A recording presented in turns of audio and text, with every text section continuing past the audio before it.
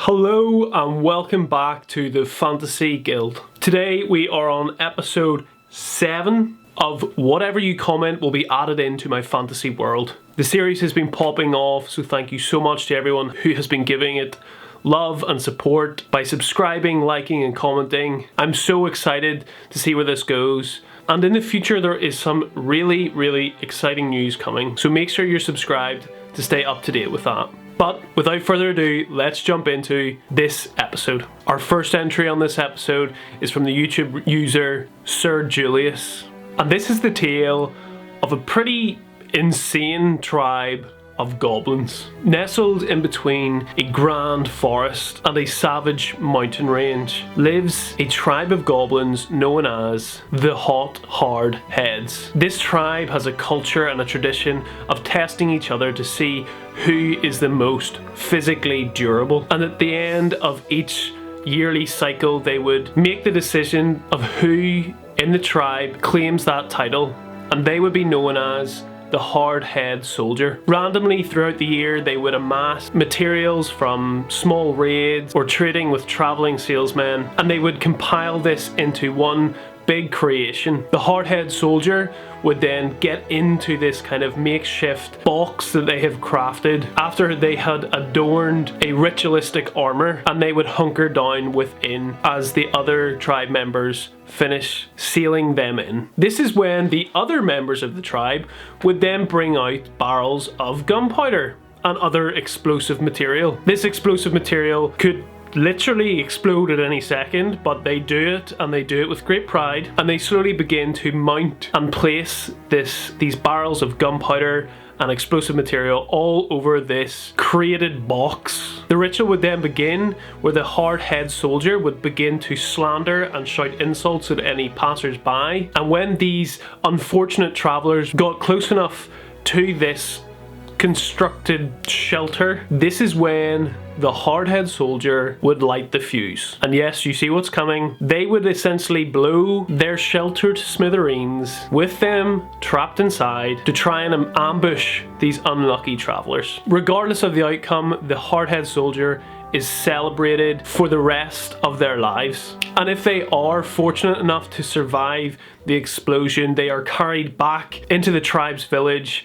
and a great feast and celebration is had, and for the next year they reign as the leader of the hardheads. And the next year the cycle is repeated with another individual. You see, this all came about as a symbol of how the rest of the world has treated this tribe, and through great struggle and pain, they believe that the more they push and test themselves of their physical limits, their tribe will become and grow even stronger. I loved this entry. It was funny, it's weird, it's wacky, but it makes perfect sense in a strange, twisted way. Moving on, we have an entry from this user here. I'm sorry, I've googled every which way to try and pronounce this name, but I'm just going to go with Mapik. So Mapik, I am really sorry that I can't figure out how to pronounce your name. I apologize. It frustrates me. I'm sorry.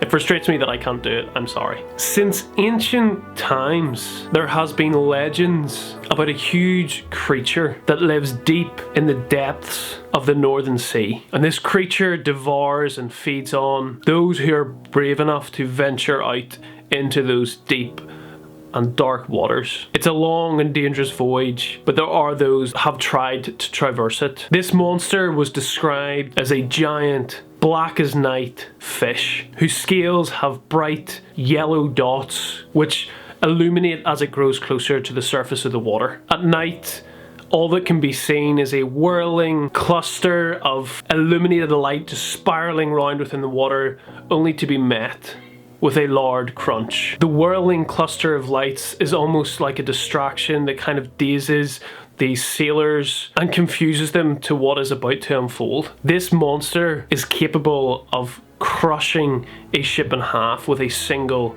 bite. The locals have grown to name this beast Harisk, which translates from the local dialect as the one who lives in the depths. Any direct evidence of people trying to discover where this beast resides when it is not devouring unfortunate travellers, but nothing has yet been found. But many ships seemingly just vanish on a northern voyage. This next entry is called The Vault of Heroes, and it's from a user called William Sensible. Nestled deep in a hidden mountain range, there lies a huge, almost Roman-like structure carved into the side of the mountain. It's crafted with beautifully shining white marble. Here and there are red fabrics draped along the walls. The pillars don lots of mysterious carvings of depictions of mysterious tales. And at the entrance, there is a giant golden door of a vault.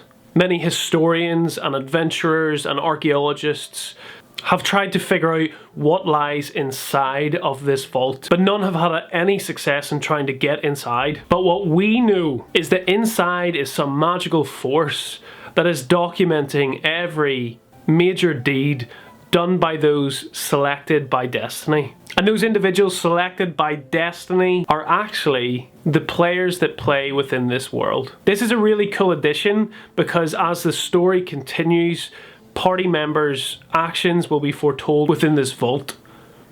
Maybe it's specific items have been recreated and put on mantles, or maybe it's an extremely detailed oil painting of a scene playing out, or maybe it's a statue carved from the same marble of a significant NPC that has had a real impact on the party. And the best thing about this Vault of Heroes is it's not just specific to one party, that actually it transcends realms, and that if anyone ever plays using this world, their party would have their feats recorded in this vault too. So as time progresses, there will be hundreds and thousands of achievements recorded within this vault. And maybe this is the final destination before your campaign ends, that your parties finally discover, and the great golden door of the vault swings wide. Episode 7 is a wrap. Thank you so much, and as always, if you have any ideas, drop them down in the comments below and I will be sure to add them into this fantasy world. So thank you so much for watching, and until next time, peace.